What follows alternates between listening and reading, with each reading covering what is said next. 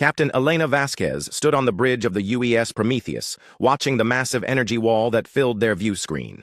The galactic barrier stretched out in all directions, a shimmering wall of blue and purple energy that had trapped every known species in their small corner of the galaxy for thousands of years. "Distance to the barrier?" she asked. 2,000,000 kilometers and closing, Captain," replied Lieutenant Chen from his position at the navigation console. His voice was steady, but Elena could see the sweat on his forehead. Elena looked around the bridge at her crew. These were the best minds humanity had to offer. Scientists, engineers, soldiers, all volunteers for what many called a suicide mission. For 3 years they had worked on this moment. 3 years of building the phase drive, the one technology that might let them break through the barrier. "Aristotle, what are our chances?" Elena asked the ship's AI. The calm voice of the artificial intelligence filled the bridge. "Based on all available data, Captain, I calculate a 23.7% probability of successful penetration. However, I must note that we have no data on what exists beyond the barrier." Dr. Sarah Al-Rashid, the mission's lead scientist, spoke up from her station. "Captain, the energy readings are unlike anything we've ever seen. The barrier isn't just blocking us. It's actively pushing back against anything that tries to pass through." Elena nodded. Every ship that had tried to cross the barrier had been destroyed or thrown back into normal space. The Galactic Council had declared it impossible to cross. They said it was a natural phenomenon, like a cosmic wall that kept their part of the galaxy separate from the rest. But humans had never been good at accepting impossible. "Marcus, how's our phase drive?" Elena asked Chief Engineer Marcus Chen. Marcus wiped his hands on a cloth before answering. "All systems green, Captain. The drive is ready. But I have to tell you, we're using technology we barely understand. We're combining human quantum mechanics with alien energy theories. It should work, but we don't know what work means in this case." Elena finished for him. The bridge fell silent except for the soft hum of the ship's systems. Elena could feel the weight of history on her shoulders. If they succeeded, humanity would be the first species to break through the barrier. If they failed, they would join the long list of those who had tried and died. "Captain," Communications Officer Yuki Tanaka called out, "we're receiving a message from Earth Command." Elena almost smiled. "Let me guess. They want us to turn back." "Actually, no. Admiral Brooks says, and I quote, 'Show them what humans can do.'" That brought a few chuckles from the crew. Elena felt some of the tension leave her shoulders. Earth Command understood what this mission meant. It wasn't just about exploration anymore. It was about proving that humans belonged among the stars. "All right, people," Elena said, moving to her captain's chair. "This is what we came here to do. Marcus, begin phase drive startup sequence." "Phase drive startup initiated," Marcus replied, his fingers dancing over his controls. "Quantum field generators online. Exotic matter injectors ready. All safety systems, well, what safety systems we have, are green." Elena watched the energy readings climb on her screen. The phase drive was unlike anything humans had built before. It worked by shifting the ship slightly out of normal space-time, allowing it to exist in multiple realities at once. In theory, this would let them slip through the barrier like a ghost passing through a wall. In theory. "Drive field at 50%, Marcus called out. 70%, 90%. Elena could feel it now, a strange tingling sensation, like the moment before lightning strikes. The lights on the bridge flickered, and she could swear she saw double images of her crew members. "Phase drive at 100%, Captain. We are ready." Elena took a deep breath. "Take us through." The Prometheus lurched forward, accelerating toward the barrier. As they got closer, the energy wall seemed to grow larger and more threatening. Colors swirled across its surface, blues and purples and shades that had no names. "Contact with the barrier in 10 seconds, Yuki announced. Elena gripped her chair. Around her, the crew held their breath. 5 seconds. 4, 3, 2, 1. Contact! The ship hit the barrier, and everything went wrong. The bridge lights exploded in showers of sparks. Gravity failed, then returned with twice normal force. Elena felt like she was being pulled in 6 directions at once. The view screen showed impossible things. Stars that were also flowers, space that bent into circles, her own face looking back at her from outside the ship. "Hull stress at maximum!"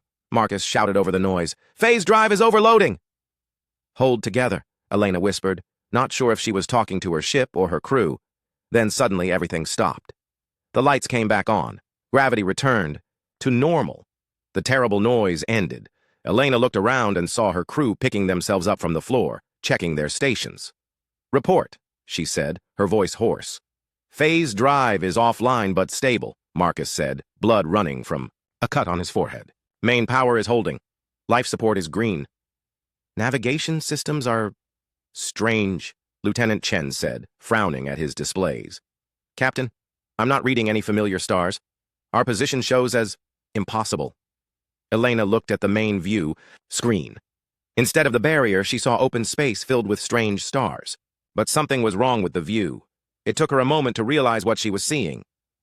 "Those aren't stars," Dr. Al-Rashid said quietly. "Those are ships. Dead ships." Elena felt her blood turn cold. The view screen showed thousands of objects, floating in space around them. As her eyes adjusted, she could see they were indeed ships, but ships like nothing in any database. Some were huge, the size of cities. Others were small and sleek. All of them were dark and lifeless. "Aristotle, scan those vessels," Elena ordered. "Scanning, Captain. The ships show no signs of life. Ages range from a few hundred years to several million years. I am detecting at least 400 different technological signatures. Captain, these ships represent hundreds of different species." Elena stood up slowly. They had broken through the barrier, something no one thought was possible. But instead of finding empty space or new worlds, they had found a graveyard.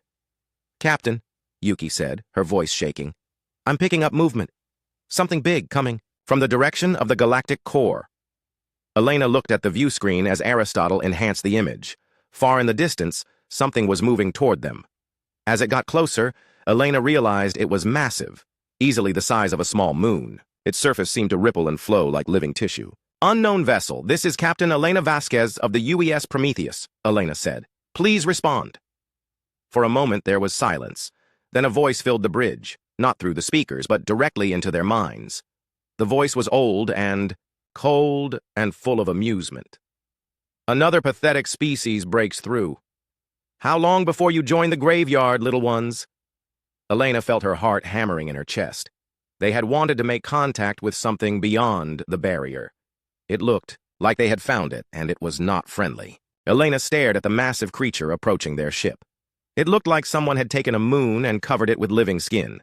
Patterns of light moved across its surface in waves, pulsing like a heartbeat. "Captain, what are your orders?" Marcus asked, his hands hovering over his controls. Elena tried to think. All her training had prepared her for many things, but not for a telepathic alien the size of a small planet. "We follow first contact protocols. We try to communicate. Unknown entity, I am Captain Elena Vasquez of the human ship Prometheus. We come in peace, seeking knowledge and friendship between our peoples." The response came as laughter that made Elena's teeth ache. "Humans. Another species of insects thinking they matter. I am what you would call a harvester. We have been waiting for you to break through." Dr. Al-Rashid moved to Elena's side, her scanner in hand. "Captain, the entity's bio readings are off the charts. It's not just alive. It's incredibly ancient. I'm reading cellular structures that are millions of years old." "Waiting for us?" Elena asked the harvester. "Why?" "Because that is what the barrier is for, little human. It keeps the young species trapped until they grow strong enough to break through. Then we harvest them." Elena felt ice in her stomach. "Harvest them?" "Their technology, their biological evolution, their knowledge. We consume it all, leaving nothing but empty shells floating in space." The harvester's mental voice was filled with satisfaction. "This graveyard around you contains the remains of 2,147 different species. All thought they were special when they broke through the barrier." Yuki was frantically working at her communication station. "Captain, I'm detecting signals from some of the dead ships, automated systems, data cores that are still active. Can you access them?" "Working on it, but the technology is completely alien." "Wait, I'm getting something." Yuki's face went pale as data flowed across her screen. "Captain, these ships, they're from civilizations that broke through the barrier over the last million years. The most recent ones are only about 50 years old." Elena looked at the harvester, which was still approaching.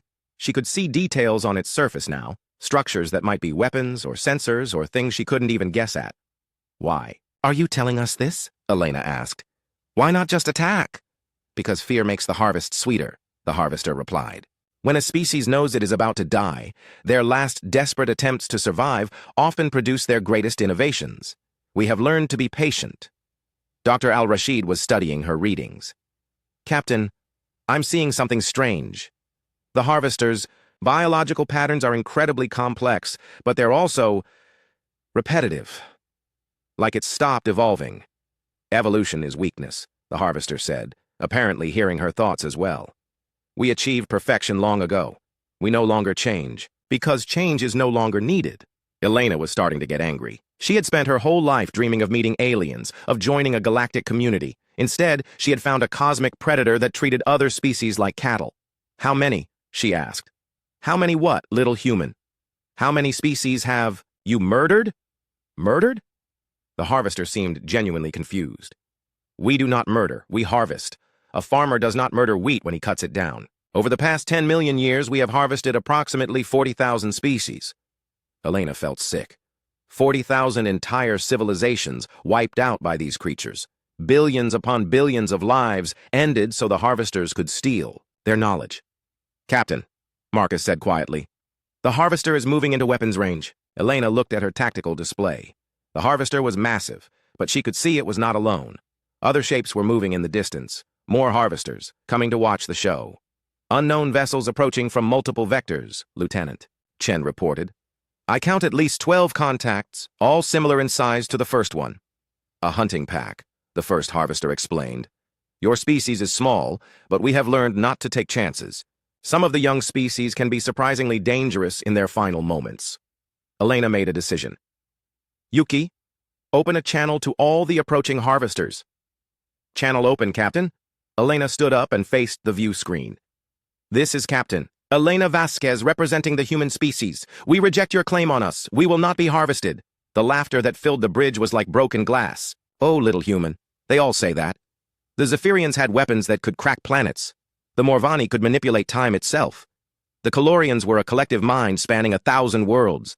All of them said they would not be harvested. And yet here we are, Elena replied. Still talking. Yes, here you are. And soon you will join your predecessors in the graveyard.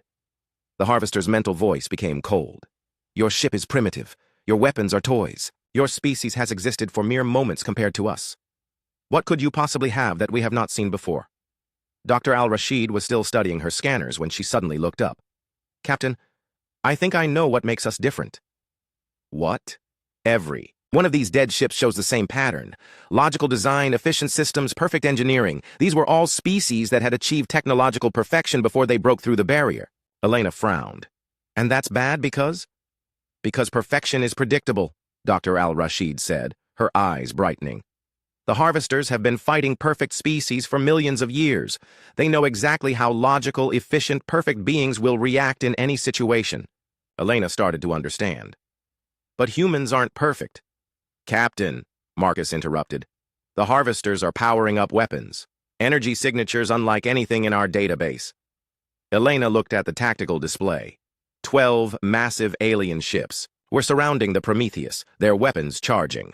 According to every rule of space combat, her small ship didn't stand a chance, which was probably exactly what the harvesters expected her to think. All hands, this is the captain, Elena said over the ship's intercom.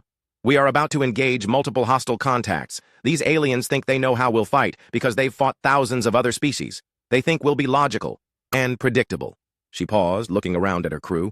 Marcus was grinning as he worked at his engineering station. Yuki was still trying to hack into the alien ship databases.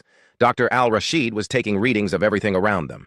Lieutenant Chen was plotting escape routes that probably wouldn't work. They were scared, but they weren't giving up. That was the most human thing Elena could imagine.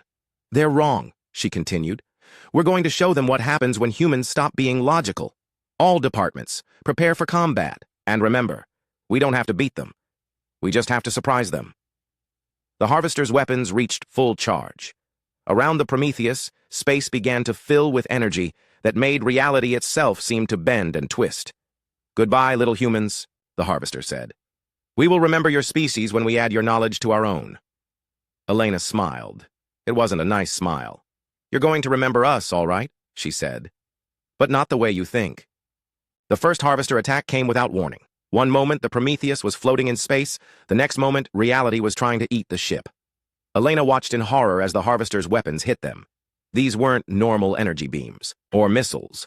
The attack seemed to rewrite the laws of physics around the ship. Parts of the hull simply stopped existing. Other sections turned into materials that shouldn't be possible. Shields are useless, Marcus shouted over the noise of failing systems. These weapons are changing our shield generators into something else. Elena gripped her chair as the ship shook. Through the view screen, she could see clouds of tiny machines pouring out of the harvester. They moved like metallic smoke, flowing toward the Prometheus. Aristotle. What are those things? Nanoscale consuming devices, Captain. They appear designed to break down matter at the molecular level and transmit the information back to the harvester. Elena watched the cloud of tiny machines reach their hull and begin eating through it like acid. Wherever they touched, the ship's metal became gray dust that drifted away into space. Emergency bulkheads are holding for now, Marcus reported, but those things are adapting to our materials. They'll break through in minutes. Dr. Al-Rashid was studying her readings with desperate focus. Captain, these nanomachines are incredibly sophisticated, but they're following a set pattern. They're designed to break down the most common starship materials in a specific order. Meaning? Meaning they expect our ship to be built logically. Standard materials in standard places using standard techniques. Elena suddenly understood. But the Prometheus isn't standard, is it? Marcus looked up from his controls with the first smile Elena had seen since the attack began. Captain, remember how Earth Command kept complaining about our chaotic design choices? Elena did remember. The Prometheus had been built by humans, and humans had a habit of doing things in ways that made perfect sense to them, but seemed insane to everyone else. Instead of using the most efficient materials, they had used whatever worked. Instead of following standard designs, they had built what felt right. The nanomachines are trying to eat through our primary hull, Marcus continued. But we used 17 different alloys in that section because we ran out of the good stuff and had to improvise. And they're trying to dissolve our power conduits, Dr. Al-Rashid added. But our conduits are running through the waste recycling system because that was the only space we had left. Elena felt hope stirring in her chest. So they can't predict what to attack because our ship doesn't make sense? Exactly, Marcus said. And Captain, I have an idea. It's completely insane. Let's hear it. We detonate our engine core while it's still attached to the ship. Everyone on the bridge stared at him. Elena was sure she had heard wrong. Did you just suggest we blow up our own engine? Not blow up. Detonate in a controlled manner. See? The harvester weapons work by rewriting local physics, but a controlled fusion explosion creates its own localized physics field. If we time it right, we can surf the gravitational waves created by our own exploding engine. Elena looked around the bridge. Dr. Al-Rashid was nodding slowly. It could work. The gravitational distortion would disrupt their weapons and their nanomachines. It would also probably kill us, Lieutenant Chen pointed out. Probably, Marcus agreed cheerfully, but definitely is worse than probably. Elena made the kind of decision that would have gotten her court-martialed in normal space. Do it. Marcus's fingers flew over his controls. Beginning controlled fusion detonation. Everyone hold on to something solid. Elena activated the ship-wide intercom. All hands, prepare for emergency maneuvers. We're about to do something that's never been tried before. Through the view screen, Elena could see the harvester moving closer, its weapons charging for another attack. It seemed completely confident that the small human ship was finished. Core detonation in 5 seconds, Marcus announced. 4, 3, 2, 1. The engine exploded. Elena felt like she was being crushed and stretched at the same time. The ship twisted around them as space itself bent under the force of the controlled explosion. Through the view screen, she could see the harvester's weapons deflecting off the gravitational waves like light bouncing off a mirror. Then they were moving, riding the explosion like a surfer on a wave. The Prometheus shot forward at impossible speed, heading straight for the center of the ship graveyard. Hull stress is at maximum, but we're holding together, Marcus shouted. The nanomachines can't maintain coherence in this gravitational field. Elena looked at the tactical display. They were moving so fast that the harvesters couldn't track them properly, but she knew this was only a temporary solution. Yuki, any luck with those alien databases? Yes, Captain. I've been combining our communication protocols with their data storage systems. It shouldn't work, but somehow it does. I'm downloading everything I can. Elena frowned. It shouldn't work? Our systems are based on quantum uncertainty and controlled chaos. Theirs are based on perfect logical structures. They're completely incompatible. But that incompatibility is somehow making the connection possible. Dr. Al-Rashid looked up from her station with excitement. Captain, I'm seeing something incredible in this data. These harvesters have been using the same tactics for millions of years. They fought thousands of species, but every single one was logical and predictable. Show me, Dr. Al-Rashid put the data on the main screen. Elena saw battle after battle, spanning millions of years. In every case, the pattern was the same. A species would break through the barrier with advanced, logical technology. The harvesters would study them, predict their moves, and systematically destroy them. Look at this, Dr. Al-Rashid continued. The Zephyrians had perfect energy shields, so the harvesters developed weapons that ignored energy. The Morvani could manipulate time, so the harvesters attacked them outside the normal time stream. Every defense was logical, so every counter-defense was logical too. Elena understood. But humans aren't logical. Exactly. Captain, look at what we just did. We blew up our own engine and used the explosion to escape. No logical species would ever consider that as a viable tactic. The ship was slowing down now as the gravitational wave dissipated. Around them, the ship graveyard stretched in all directions. Elena could see the harvesters regrouping, moving to surround them again. They're adapting their formation, Lieutenant, Chen reported. Looks like they're going to try to trap us among the derelict ships. Elena studied the tactical display. The harvesters were moving with perfect coordination, their positions calculated to maximum efficiency. It was beautiful and terrifying at the same time. It was also exactly what she expected from a species that had achieved perfection. Yuki, how much data did you get from those alien ships? Terabytes, Captain.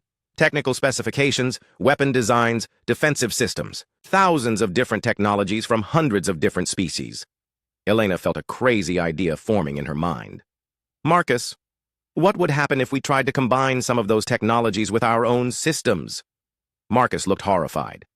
Captain, these technologies are completely incompatible. Trying to combine them would violate every principle of engineering. The resulting systems would be unstable, unpredictable, and probably dangerous. Elena grinned. Perfect. How long would it take? To do it properly? Years of careful research and testing. How long to do it improperly? Marcus paused, then smiled. Back. About 20 minutes. Do it. Dr. Al-Rashid, I want you to pick the most incompatible technologies you can find. Yuki, see if you can overload their communication systems with Earth's entire internet database. Captain, Dr. Al-Rashid said carefully, what exactly are we trying to accomplish here? Elena looked at the approaching harvesters. Perfect beings with perfect ships using perfect tactics. They had been doing the same thing for millions of years. Because it worked. We're going to teach them that perfection has a weakness, Elena said. It can't adapt to chaos. Around them, the harvesters closed in, confident in their ability to predict and counter anything the small human ship might try. They were about to learn that humans had never read the manual on how impossible things were supposed to be. Elena watched her crew work with the desperate efficiency that humans showed when everything was falling apart. Marcus was literally welding alien technology to human systems, using techniques that would make any engineer weep. Dr. Al-Rashid was running calculations on her scanner while simultaneously trying to decode alien biological data. Yuki was flooding the harvesters' communication frequencies with everything from Earth's stock market reports to funny cat videos. Captain, the harvesters are trying to scan our modifications, Lieutenant Chen reported. But they keep getting error messages. Their sensors can't understand what we're building. Elena looked at the tactical display. The harvesters had formed a perfect sphere around the Prometheus, trapping them in the center of the ship graveyard. It was a flawless formation that should have guaranteed the humans couldn't escape. That's because what we're building shouldn't exist, Marcus said, sparks flying from his impromptu welding job. I just connected a Zephyrian energy manifold to our coffee machine's heating element using wire from a Morvani time displacement device. Will it work? Elena asked. I have absolutely no idea, but the energy readings are interesting. Dr. Al-Rashid looked up from her scanner with an expression of scientific horror and fascination. Captain, I've been analyzing the harvester. Biology. These beings haven't evolved in millions of years. They've achieved perfect biological efficiency and stopped changing. And that's bad because evolution isn't about efficiency. It's about adaptation. They've made themselves unable to handle anything truly new or unexpected. Elena felt pieces clicking together in her mind.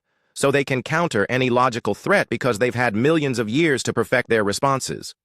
Exactly. But, Captain, I don't think they can counter illogical threats. Their entire existence is based on predictable patterns. How illogical are we talking? Elena asked. Dr. Al-Rashid smiled. It was not a reassuring smile. I've been combining their biological adaptation protocols with human DNA sequencing data and the nutritional information from our food replicators. Elena stared at her. Why? Because I wanted to see what would happen. The result is a biological modification program that should, in theory, make them allergic to themselves. That makes no sense. I know. It's wonderful.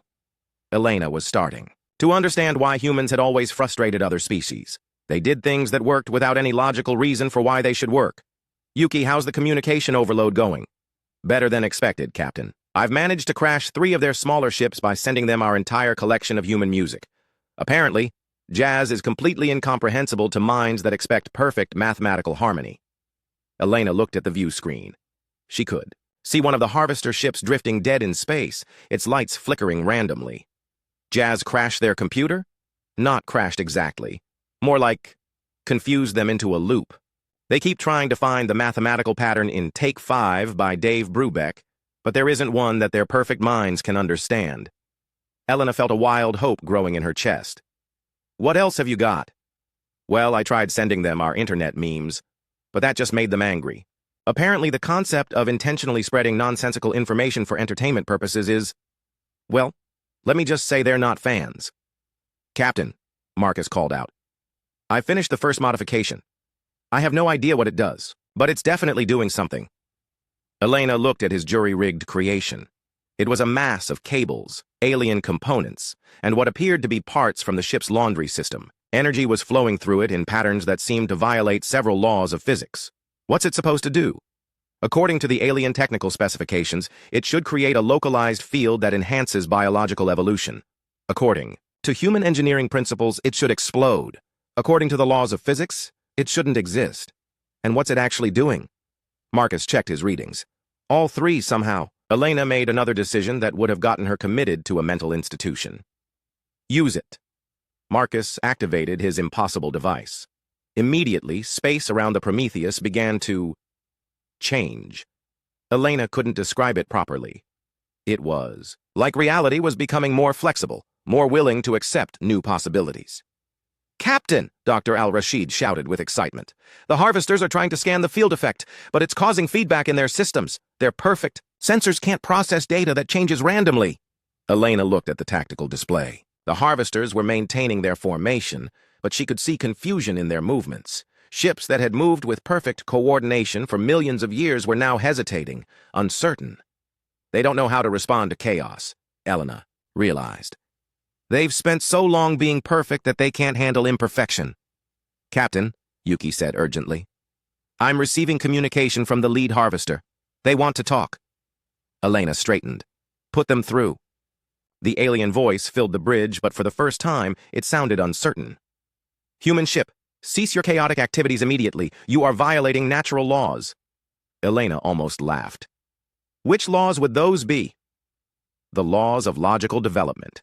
The laws of efficient design. The laws of predictable behavior. Your actions make no sense. That's the point, Elena replied. You've spent millions of years learning how to counter logical species, but you never learned how to counter illogical ones. Illogical species cannot achieve space travel. Illogical species cannot break through the barrier. Chaos cannot triumph over order. Elena looked around her bridge. Marcus was connecting alien weapons to their navigation system. Dr. Al-Rashid was using biological scanners to analyze alien computer codes. Yuki was teaching alien AI systems how to tell jokes. None of it made sense. All of it was working. You're wrong, Elena said. Chaos doesn't triumph over order. Chaos evolves around order. You made yourselves perfect, which means you made yourselves static. We made ourselves adaptable, which means we're never finished changing. This cannot be, the harvester insisted. We have achieved evolutionary perfection. We have eliminated all inefficiency, all waste, all unpredictability. And that's why you're going to lose, Elena said. Because you eliminated the one thing that lets species survive in a changing universe. You eliminated the ability to be wrong and try again. Dr. Al-Rashid was running new scans of the harvesters. Captain, their biological systems are trying to adapt to our chaos field, but they can't. Their evolution has been locked into perfect efficiency for so long that they've lost the ability to change. Elena felt something she hadn't expected. Pity. They're not evil, she realized. They're scared. They've been perfect for so long that they don't know how to be anything else. Captain, Marcus interrupted. I've got another modification ready. This one combines their weapons technology with our waste recycling system and the ship's entertainment computer. Elena didn't even ask what it was supposed to do. Fire it up.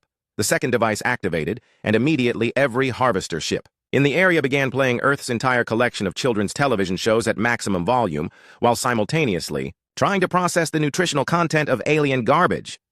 3 more harvester ships shut down completely. Chaos, Elena said into the communicator, is just another word for possibility. You forgot that the universe is big enough for both order and disorder. You forgot that sometimes the best solution is the one that doesn't make sense. The lead harvester's response was filled with something Elena had never heard from them before: fear. You are forcing us to change. We do not wish to change. Change is imperfection. Elena felt the moment when everything shifted. The harvesters weren't just scared of humans. They were scared of evolution itself. They had achieved perfect stagnation and called it success. Change is growth, Elena replied. And whether you wish it or not, you're about to remember what that feels like. She looked at her crew, her impossible modifications, her chaotic bridge. All hands, prepare for Phase 2. We're going to show them what humans do when we stop, trying to make sense. The harvesters began to retreat, their perfect formation breaking apart for the first time in millions of years. Elena smiled. It was time to teach the universe's apex predators what it meant to be prey. Elena made the most human decision possible. Instead of running away from the cosmic apex predators, she decided to follow them home. Captain, with respect, that's completely insane, Lieutenant Chen said, as he plotted a course toward the Galactic core, where the harvesters were retreating. I know, Elena replied. That's why it might work. The Prometheus had become something that shouldn't exist. Marcus had continued his impossible modifications, turning the ship into a hybrid of human engineering and alien technology that followed no known rules. Cables from a dozen different species ran through corridors alongside human ductwork. Alien computers calculated navigation, while human coffee machines provided power to weapons systems that used principles from civilizations that had been dead for millions of years. It was ugly, inefficient, and completely unpredictable. It was also faster and more powerful than anything the harvesters had faced before. Aristotle, what are you getting from our destination scans? Elena asked. Captain, the readings are disturbing. I am detecting massive structures around the galactic core. They appear to be farming entire star systems. Dr. Al-Rashid looked up from her station with horror. Farming for what? Evolutionary energy, Elena realized. They're not just hunting individual species. They're cultivating entire regions of space, letting civilizations develop so they can harvest them. Through the view screen, Elena could see their destination growing larger. What had looked like a normal star cluster was revealed to be something far more terrible. Massive ring structures surrounded stars, with countless ships moving between them like cells in a vast organism. This wasn't just a harvester base. It was their entire civilization. Captain, Yuki said quietly, I'm reading thousands of harvester ships, maybe tens of thousands. Our modifications won't matter against numbers like that. Elena studied the tactical display. Yuki was right. In a straight fight, even their chaos-powered ship couldn't win against an entire civilization. But Elena wasn't thinking about a straight fight. Dr. Al-Rashid, you said their evolution has been locked for millions of years. What would happen if we forced them to evolve again? Dr. Al-Rashid's eyes widened. In theory, it would be catastrophic for them. Their entire society is based on perfect biological stability. Forced evolution would be like introducing a virus into a computer system that's never had to deal with malware. How would we do it? Well, I've been working on that biological modification program. If we could introduce it into their collective consciousness, Elena felt the pieces falling into place. Their collective consciousness. They're all connected, aren't they? Yes, Captain. It's how they coordinate so perfectly across such vast distances. But it also means they're all vulnerable to the same attack. Elena looked at Marcus. Can we deliver Dr. Al-Rashid's program to their central hub? Marcus grinned. Captain, I've been connecting incompatible technologies for hours now. I think I can connect our chaos field generator to their biological network. It'll be like introducing random noise into a perfect symphony. Elena made her final command decision. Do it. We're going to give them the one thing they fear most, the chance to grow again. The Prometheus approached the harvester homeworld like a virus entering a body. The massive ring structures detected them immediately, and thousands of ships began converging on their position. But instead of running or fighting, Elena ordered them to broadcast their chaos field at maximum power. The effect was immediate and terrible. The first harvester ships to encounter the field began to change. Their perfect biological forms started, shifting, adapting, evolving in real time. Elena watched in fascination and horror as creatures that had been identical for millions of years suddenly began developing new organs, new capabilities, new thoughts. "It's working," Dr. Al-Rashid breathed. "But Captain, look at their reactions." Elena looked at the tactical display. The changing harvesters weren't celebrating their newfound evolution. They were screaming in terror and pain, trying desperately to return to their perfect static forms. Some were attacking the unchanged members of their own species. Others were simply shutting down, unable to cope with the sensation of growth. "They don't know how to evolve anymore," Elena realized. "They've forgotten how to change without it destroying them." "Captain," Aristotle reported, "the biological modifications are spreading through their collective consciousness faster than anticipated. The entire harvester civilization is beginning to evolve simultaneously." Elena watched as the ring structures around them began to shift and change. Perfect geometric shapes became organic curves. Efficient linear designs became chaotic sprawls of new growth. The harvester's entire civilization was transforming before her eyes. "Unknown human ship" came, a broadcast from the harvester homeworld. But the voice was different now, not the cold certainty she had heard before, but something confused and frightened. "What have you done to us?" Elena opened a channel. "We've given you back something you lost millions of years ago. The ability to become something new. We do not want to become something new. We achieved perfection. We eliminated all uncertainty.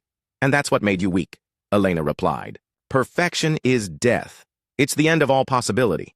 We've reminded you that the universe is still full of things you haven't experienced yet." Through the view screen, Elena could see individual harvesters changing in ways that defied description. Some were growing new appendages, others were shifting into energy forms, still others were becoming something that wasn't quite biological and wasn't quite mechanical. "Captain," Dr. Al-Rashid said with wonder, "they're not just evolving randomly. They're exploring every evolutionary path they denied themselves over the past millions of years, all at once." Elena felt a mixture of triumph and sadness. "They can't stop it, can they?" "No, Captain. Once evolution starts again, it doesn't stop. They're going to have to learn how to grow again, or they're going to destroy themselves trying to fight it." Elena looked at the chaos spreading through the harvester civilization. Some of them were adapting, learning to accept change. Others were fighting desperately against their own evolution, trying to force themselves back into their old perfect forms. The result was a civil war between the old harvesters and the new ones they were becoming. "Captain," Yuki reported, "the galactic barrier is collapsing. The energy signatures that maintained it are breaking down as the harvesters lose control of their systems." Elena felt a moment of pure satisfaction. "How long until it's gone?" "At current rate of decay, maybe a few hours." Elena activated the ship-wide intercom. "All hands, this is the captain. Mission accomplished. The galactic barrier is coming down, and the galaxy is open for exploration again.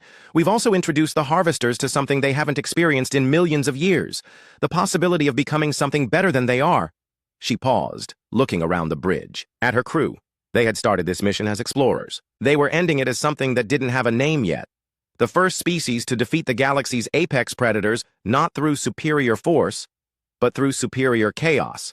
Aristotle, set course for the barrier. Let's go home and tell everyone that the galaxy just got a lot bigger.